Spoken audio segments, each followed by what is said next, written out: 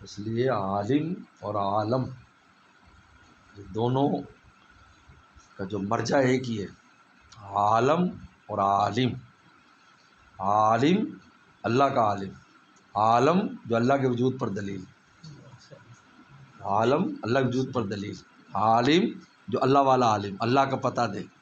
اس لیے باقی جتنی دنیا میں علوم ہے، یہ علوم نہیں، یہ فنون کہلاتے ہیں، فن ہے، سائنس فن ہے، ڈاکٹری فن ہے، یہ سب فن ہے، اس کو علم نہیں کہتے۔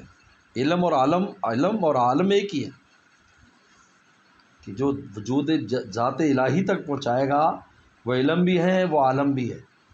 جس کو دیکھ کر، جس عالم کو دیکھ کر مولا یاد آتا ہے وہ عالم ہے، اور جس کے جو علم ہمیں مولا تک پہنچاتا ہے وہ علم ہے۔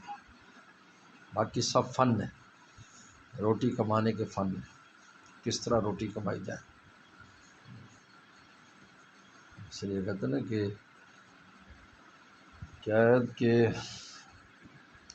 فرمایا کہ دیوبند دل کے جلنے کا نام ہے، اور علی گڑھ پیٹ بھرنے کا نام ہے۔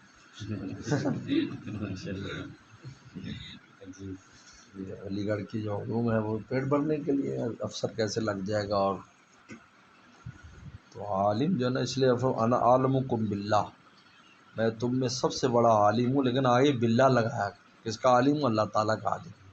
رسول اللہ بخاری میں آتا ہے انا عالمکم باللہ وعارفکم، عارفکم میں تم سے زیادہ اللہ کی معرفت رکھتا ہوں، واخشاکم سب سے زیادہ ڈرتا ہوں۔ میں 3 لفظ فرمائے، سب سے زیادہ علم رکھتا ہوں، کیونکہ علم کے بعد معرفت آتی ہے، پہچان جاتا ہے، معرفت کے بعد خشیت آتی ہے۔ یہ کہتے ہیں انسان یا خود عالم بنے یا علماء کے پاس بیٹھے، تاکہ اس کو اللہ کی صحیح معرفت حاصل ہو، خشیت آئے۔ اور یہ الحمدللہ ہمارے علوم ایسے ہیں کہ یہ کتاب کے محتاج نہیں ہیں۔ صحابہ کرام نے تو کوئی کتاب نہیں پڑھی، کتنے بڑے بڑے علماء، صحبت سے سیکھا۔ تو لہذا اگر نہیں ہے وقت تو صحبت تو اختیار کر لے، وہ بیٹھتا رہے پھر بھی عالم بن جائے گا۔ راجہ کتنے بڑا مشہور واقعہ آتا ہے نا کہ ایک مچھلی پکڑنے والا جو ہے نا، وہ دو طلبہ کے پاس بیٹھا کرتا تھا شام کو آ کر مسجد میں، جہاں تکرار ہو رہا ہوتا۔ تو ایک دن وہ بحث کر رہے تھے خنثی پر، خنثی کسے کہتے ہیں، خنثی کی اتنی اقسام ہے، خنثی کی نماز جنازے ہوتی ہے، وہ بحث کر رہے تکرار، وہ بعد بیٹھا ہوا تکرار سن رہا ہے بابا جی۔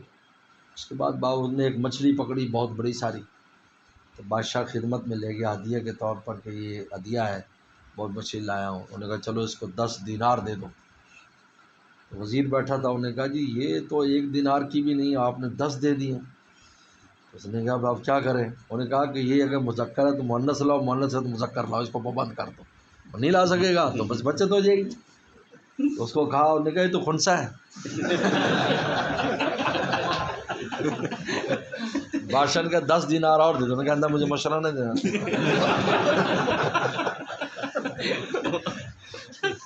صحبت کا کیسا فائدہ ہو؟ سبحان اللہ، ماشاءاللہ۔ علم انست کے بخشاید رہے، مولا رومی فرماتے ہیں علم وہ ہے جو راستہ کھول دے، راہ آنس کے پیشائش ہے، راستہ وہ ہے جو مولا تک پہنچا دے۔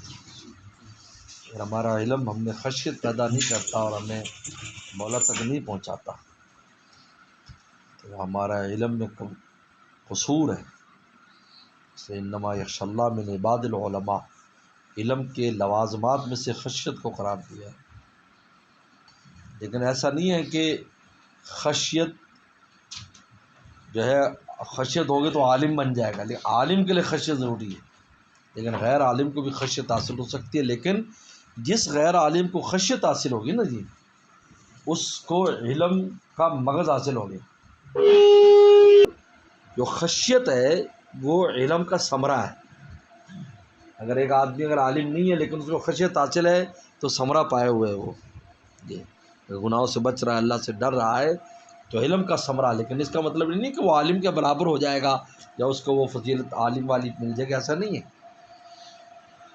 لیکن اگر عالم ہے اور اس میں خشیت نہیں ہے، اللہ کا خوف نہیں ہے، تو پھر وہ علم اس کو فائدہ نہیں دے رہا۔